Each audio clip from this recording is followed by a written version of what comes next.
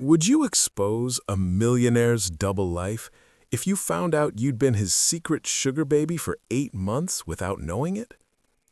The envelope was thick, like suspiciously thick, the kind of thick that makes you stop what you're doing and just stare at it because envelopes aren't supposed to feel like they have a brick inside them.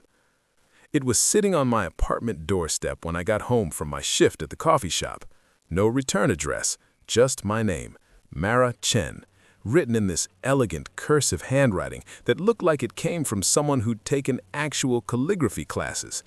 The kind of handwriting that made my chicken scratch printing look like a 5-year-old had addressed the envelope. I'd carried it inside, tossed my keys on the counter, and opened it standing right there in my tiny kitchen with its flickering overhead light and the lingering smell of the pad thai I'd burned 3 nights ago. Inside was cash. A lot of cash. $100 bills bundled together with a paper band that said $5,000 in handwritten numbers. And a note. For rent, groceries, and taking care of yourself. You work too hard, D. I'd stared at that money for probably 10 minutes. $5,000 just sitting there in my hands. More money than I'd ever held at once in my entire 24 years of existence. My first thought was, this is a mistake. Someone put the wrong address on the envelope. This money was meant for someone else, and I needed to figure out who D was and return it, because keeping money that wasn't mine was theft, even if it had been delivered directly to my door. My second thought was, unless it's not a mistake. See, I'd met someone named Daniel 8 months ago at the coffee shop where I worked, one of those bougie places in downtown Seattle where a latte costs $8 and people complained about the Wi-Fi speed while working on their MacBook Pros. Daniel had been one of those people. Expensive suit, nice watch, the kind of guy who ordered a double espresso with oat milk and didn't look at the price. We'd started talking, just casual conversation while I made his coffee. He'd asked about my life, seemed genuinely interested when I mentioned I was taking night classes for my business degree while working full-time to pay rent. He'd told me he was in tech, something about venture capital and startups, all of which went over my head because I barely understood what venture capital meant. He'd started coming in every day, always ordered the same thing, always tipped $20, always spent a few minutes talking to me before heading off to whatever meeting or office or fancy lunch he had scheduled. After about a month of this, he'd asked if I wanted to get dinner sometime. Not as a date, he'd clarified immediately, just as friends. He enjoyed talking to me, thought I was interesting, wanted to continue the conversation outside of my workplace. I'd said yes, because honestly, I didn't have a lot of friends in Seattle. I'd moved here 2 years ago from a small town in Oregon, and between working and school, I hadn't exactly built a thriving social life. Daniel seemed nice, harmless, and free dinner at a restaurant I could never afford on my own sounded pretty good. That first dinner had been weird. Not bad weird, just expensive weird. The kind of restaurant where the menu doesn't have prices, and the waiter describes each dish like it's a piece of art. Daniel had ordered wine that cost more than my monthly grocery budget and hadn't blinked when the check came. We'd talked about everything. My family, his work, my dreams of eventually opening my own business, his philosophy on investment and risk-taking. He'd been genuinely interested in my opinions, asked thoughtful questions, made me feel like my perspective mattered, even though I was a broke college student and he was clearly wealthy beyond anything I could comprehend. At the end of the night, he'd handed the valet his ticket, and I'd watched a Tesla pull up. Of course it was a Tesla. He'd offered to drive me home, and I'd accepted. And when we'd pulled up to my shitty apartment building, with its broken security door and flickering parking lot lights, he hadn't said anything judgmental, just thanked me for the evening and said he'd love to do it again. And we did. Once a week, sometimes twice, for the past 8 months. Always fancy restaurants, always interesting conversations. He'd ask about my classes, my work, my life. I'd ask about his job, his travels, his thoughts on whatever current event was dominating the news cycle. He'd never made a move on me, never suggested anything beyond friendship, never made me feel uncomfortable or like there was some ulterior motive. Just nice, generous, interested in my life in a way that felt genuine. Except now, standing in my kitchen, holding $5,000 in cash, I was starting to wonder if I'd completely misread the situation. I'd pulled out my phone and texted him, "Did you leave an envelope at my apartment?" 3 dots appeared immediately. Then, "I did. I hope that's okay. I know your rent is due soon, and you mentioned your car needed repairs. Consider it a gift from a friend who wants to help." A gift. $5,000 as a casual gift between friends. I typed and deleted about 6 different responses, but finally settled on, "This is too much. I can't accept this." You can and you should. You work yourself to exhaustion, Mara. Let someone help you for once. I stared at that message, trying to figure out what was happening, because this felt like something more than friendship, something with implications I couldn't quite grasp. I typed, "Why? Why are you doing this?" "Because I care about you. Because I have the resources to help and you need help. Because friendship means supporting each other." That word, friendship, he kept using it, but $5,000 in cash wasn't normal friend behavior. This was something else. I just couldn't figure out what. I'd put the money in an envelope and hid it in the back of my closet. Didn't spend it, didn't deposit it, just kept it there while I tried to figure out what to do. The next envelope came 2 weeks later. Another $5,000, another note in that elegant handwriting. "For textbooks and tuition, invest in yourself. D."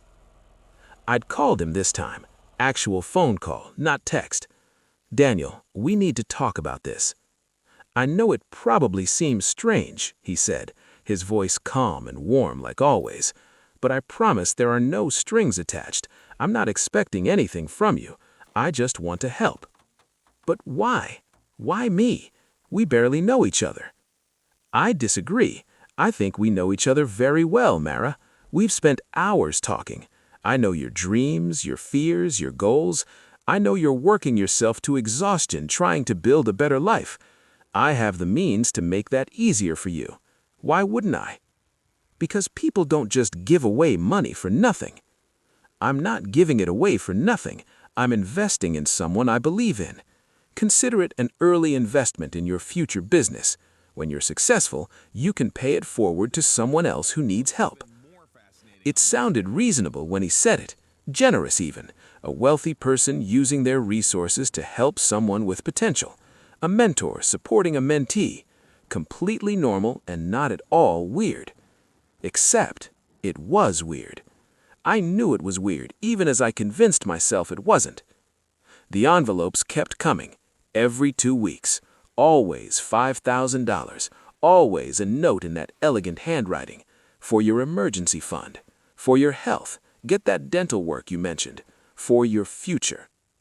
After 3 months of this, I'd paid off all my credit card debt, caught up on rent, fixed my car, bought textbooks without having to choose between eating and learning. My life had gotten significantly easier, and I'd started to relax into it, started to accept that maybe this was just what having a wealthy friend looked like. Daniel had never asked for anything, never suggested our relationship was anything other than friendship, never made inappropriate comments or requests, just kept showing up at the coffee shop, kept inviting me to dinner once a week, kept leaving envelopes of cash that totaled $40,000 over 8 months. $40,000 that I'd accepted because I needed it and he seemed genuine, and I'd convinced myself this was normal. Until last week, when everything fell apart. Her name was Victoria. I'd found out because she'd walked into the coffee shop at exactly 3:47 p.m. on a Tuesday, looked directly at me and said, "Are you Mara?" She was stunning, like the kind of stunning that makes you immediately aware of every flaw you have. Perfect hair, perfect makeup, designer dress that probably cost more than my entire wardrobe, a massive diamond ring on her left hand that caught the light every time she moved. Yes, I'd said, confused, my hand frozen on the espresso machine. Can I help you? I'm Victoria Hammond, Daniel's wife. The world tilted. Actually tilted, like the floor had decided to become a funhouse attraction. Daniel's wife.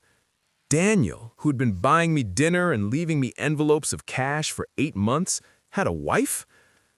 I didn't know he was married, I'd managed. I'm sure you didn't. Her voice was cold, controlled, the voice of someone who'd practiced this conversation. My husband has a pattern. He finds young women who need money, befriends them, showers them with gifts, makes them feel special, makes them dependent on him. It's not like that. We're just friends. Friends, she'd laughed, sharp and bitter.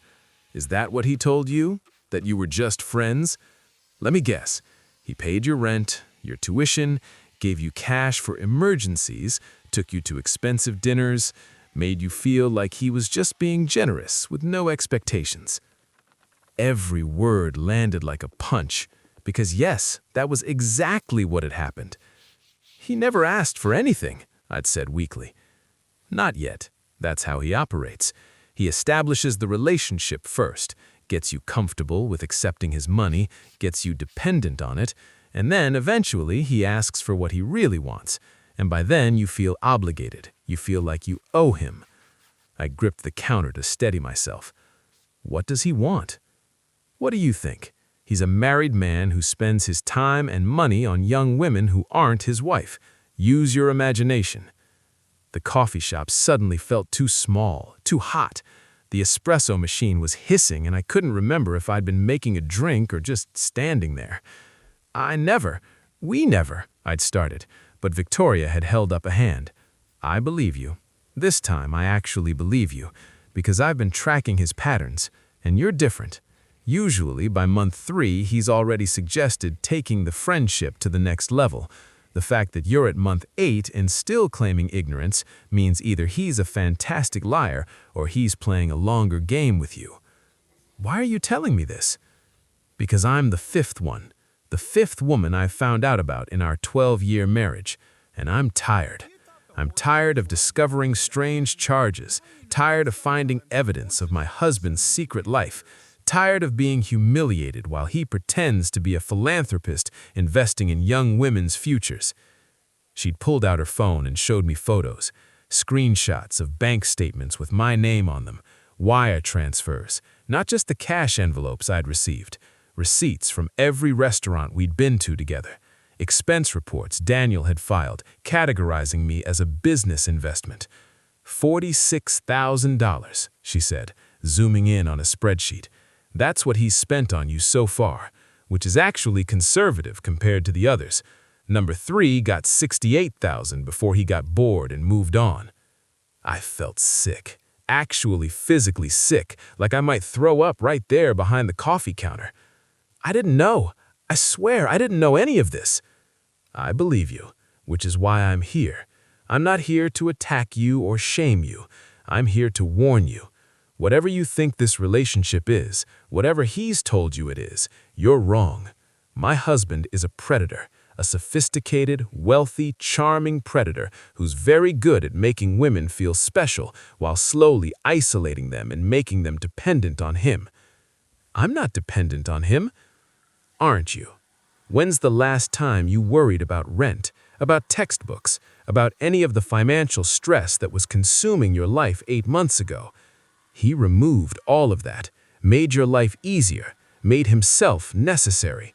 And now if you try to end this friendship, you'll have to go back to that stress, back to choosing between rent and food, back to the life you had before he saved you from it.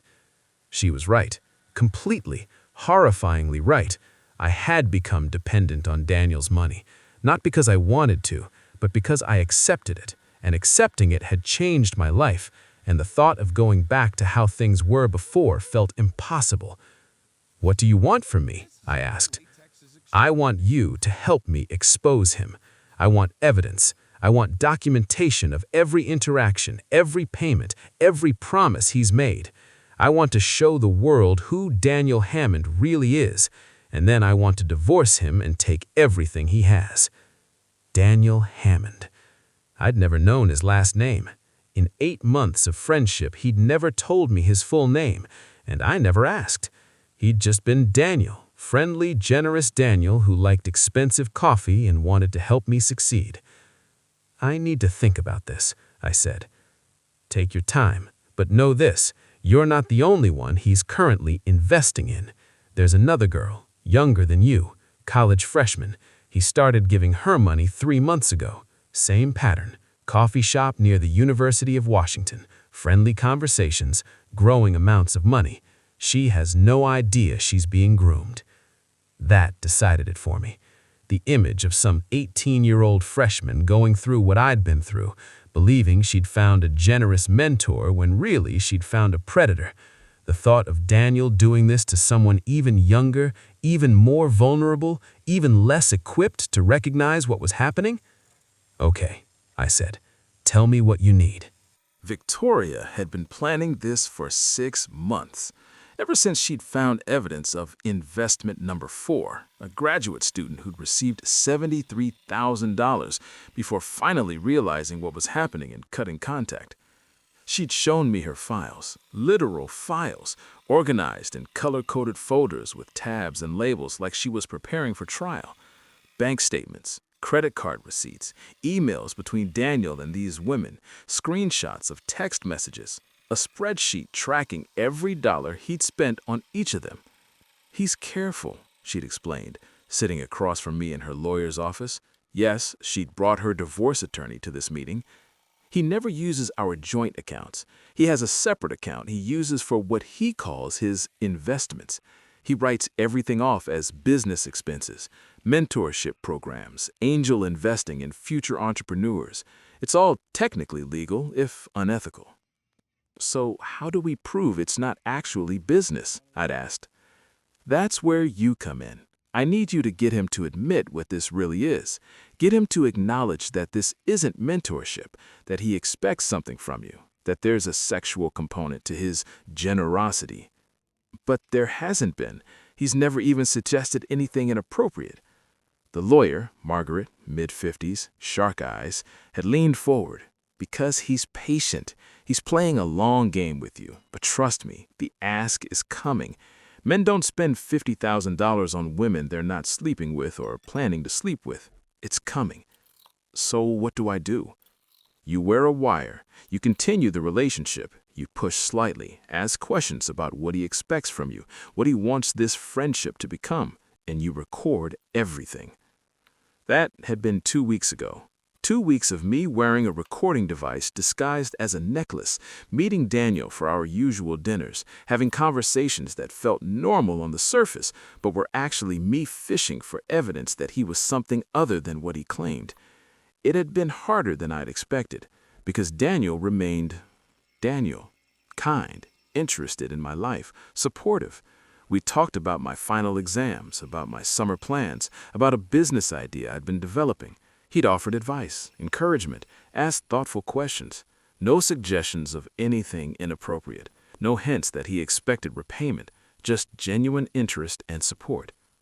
I'd started to wonder if Victoria was wrong, if maybe Daniel really was just an unusual person who liked helping people, if maybe his previous relationships had gone wrong, but ours was different, genuine, exactly what it appeared to be. Until the night he'd invited me to dinner at his house. Victoria's out of town, he'd said casually over text. Business trip. The house is empty and I'm tired of restaurants. How about I cook for you? Nothing fancy, just a normal dinner at home. I stared at that message for a long time because this was different. 8 months of public dinners at restaurants, and now he wanted me to come to his house, his empty house, with his wife conveniently out of town. I texted Victoria immediately. He invited me to his house. Is this the move? That's the move. Wear the wire, keep your phone's recording app running as backup, and, Mara, be careful. If he makes you uncomfortable, leave. The evidence isn't worth your safety. I drove to his house, mansion, really, in one of Seattle's wealthiest neighborhoods, with my heart pounding so hard I could feel it in my throat. The recording necklace felt heavy around my neck. My phone was in my purse, recording app active, positioned so the microphone pointed outward. Daniel had answered the door in casual clothes, jeans and a button-down shirt, more relaxed than I'd ever seen him. "Daniel, come in, come in. Hope you're hungry. I'm attempting to make risotto, which is either going to be impressive or a disaster." The house had been exactly what I'd expected. Beautiful, expensive, art on the walls that probably cost more than my annual salary, floor-to-ceiling windows overlooking Puget Sound, a kitchen that looked like it belonged in a magazine spread.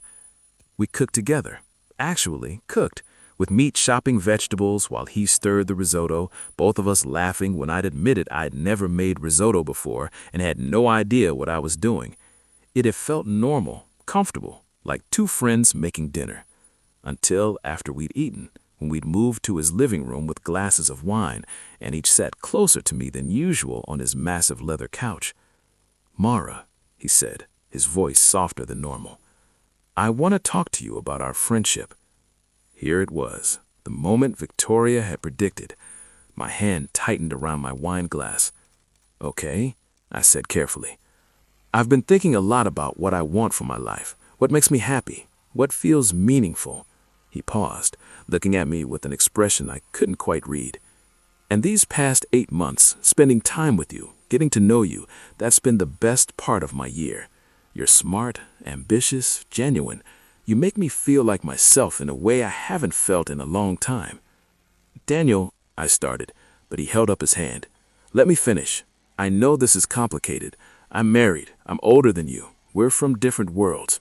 But I can't stop thinking about what it'd be like if things were different, if circumstances were different." "What are you saying?"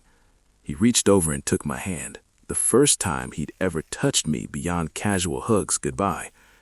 "I'm saying that I have feelings for you, real feelings, and I think you might have them too, or at least the potential for them, and I'm wondering if you'd be open to exploring what this could become."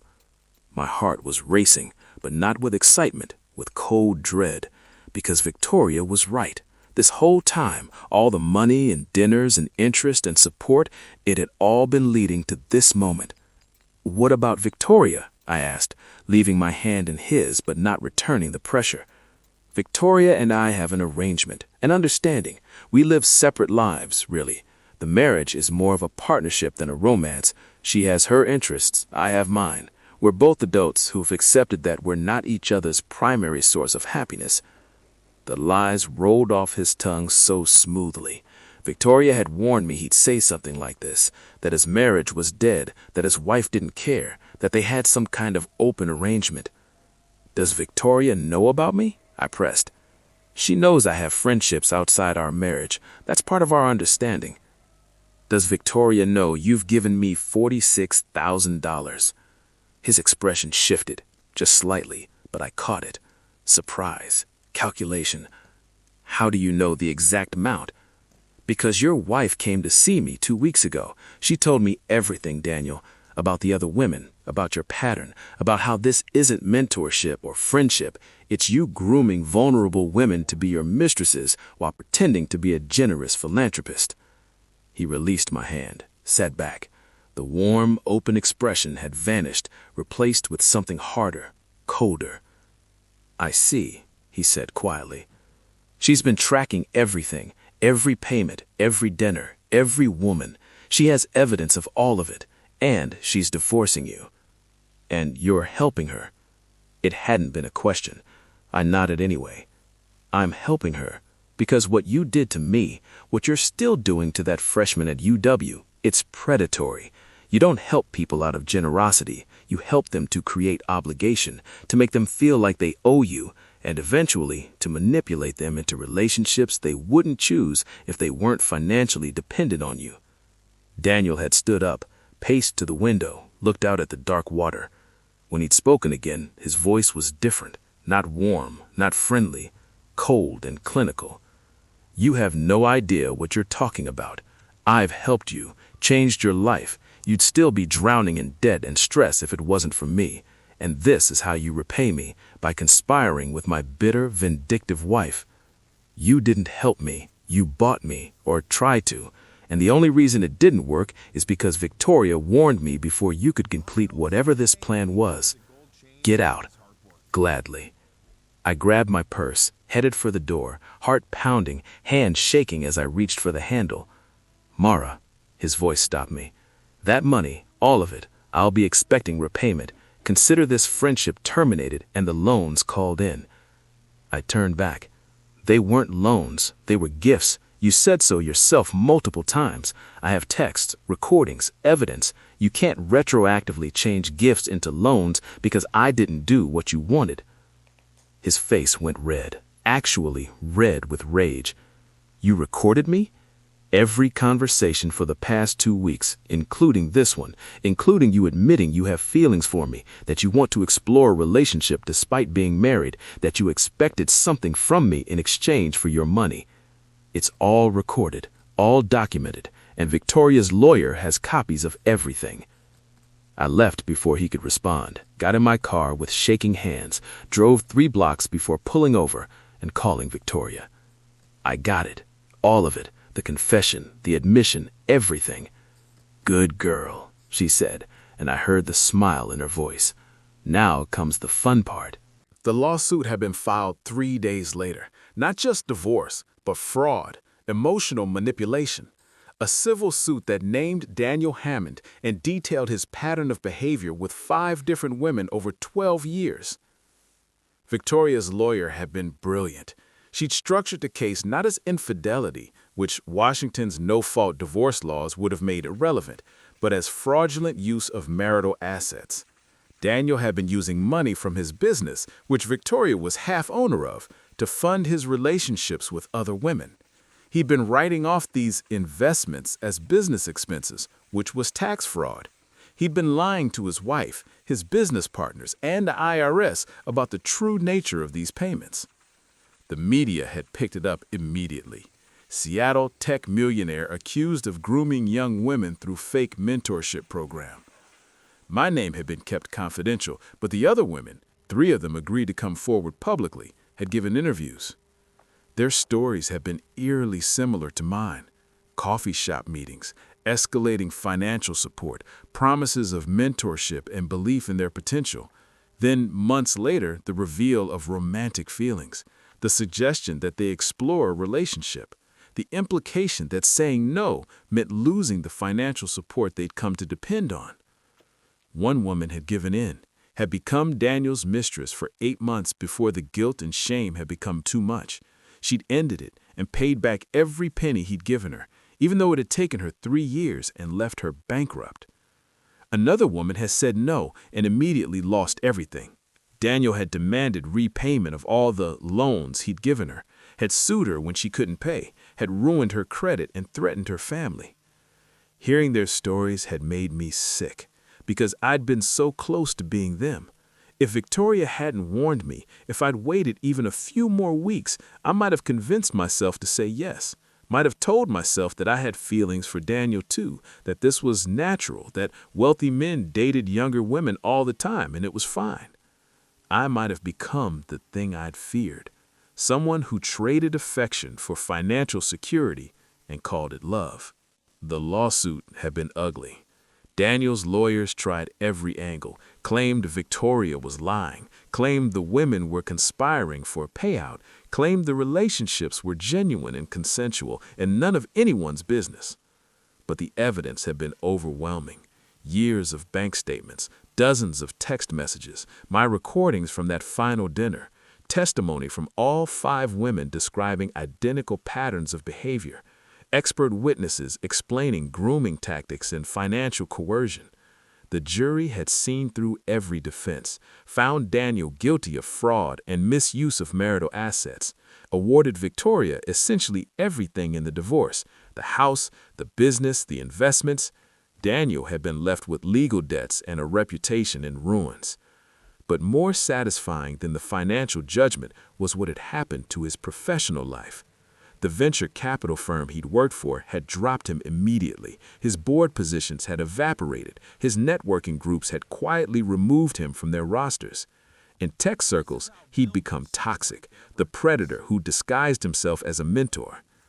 The freshman at UW, the girl Victoria had mentioned, had been contacted by Victoria's lawyer before Daniel could escalate that relationship. She was shocked, devastated, but grateful. She'd returned the money he'd given her and blocked all contact. As for me, I'd done something that surprised everyone, including myself.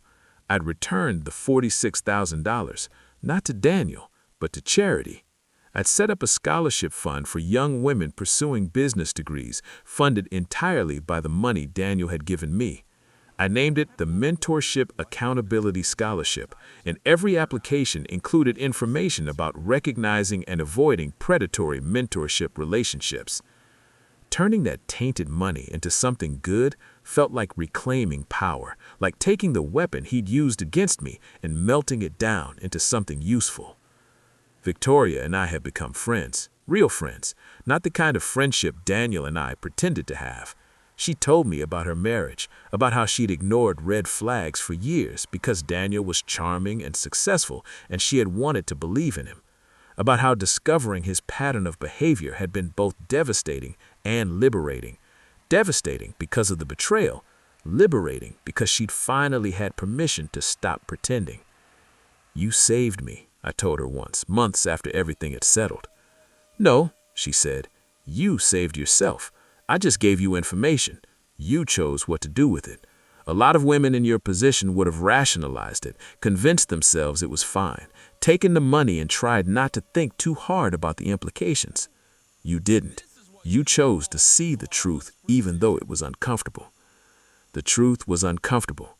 The truth was that I'd been naive, that I wanted badly to believe in the kindness of strangers, that I'd ignored obvious warning signs, that I'd accepted money from a man I barely knew and convinced myself it was normal because I needed it to be normal. But the truth was also that I'd recognized the danger before it was too late, that I'd been brave enough to help expose someone who'd hurt others, that I'd turned a horrible situation into something that might prevent future women from being victimized. My life now looked different. I'd finished my degree, paid for with student loans and scholarships the way most people do. I'd gotten a new job, a better apartment, a fresh start that wasn't built on someone else's manipulation. I'd also started speaking publicly about my experience, not with my real name. I'd used a pseudonym to protect my privacy, but sharing the story, warning other young women about predatory mentors who use financial support as leverage. The response had been overwhelming. Hundreds of women had reached out with similar stories. Not all of them about romantic relationships, some about bosses who'd used money to create obligation, family members who'd used financial support to maintain control, friends who'd kept people dependent to feel needed. Financial coercion, I'd learned, was everywhere. It was just usually invisible, disguised as generosity or care or investment in someone's future. Daniel had tried to contact me a few times after the trial, emails that started as apologies and devolved into blame, texts that claimed I'd ruined his life, that I'd misunderstood everything, that I was ungrateful and vindictive. I blocked him everywhere, refused to engage, because the thing about predators is that they never really accept responsibility. They always think they're the victim. They always find a way to blame everyone but themselves for the consequences of their choices. Last I heard, Daniel was working as a consultant in another city, trying to rebuild his reputation. His LinkedIn profile described him as a mentor and investor passionate about supporting emerging talent.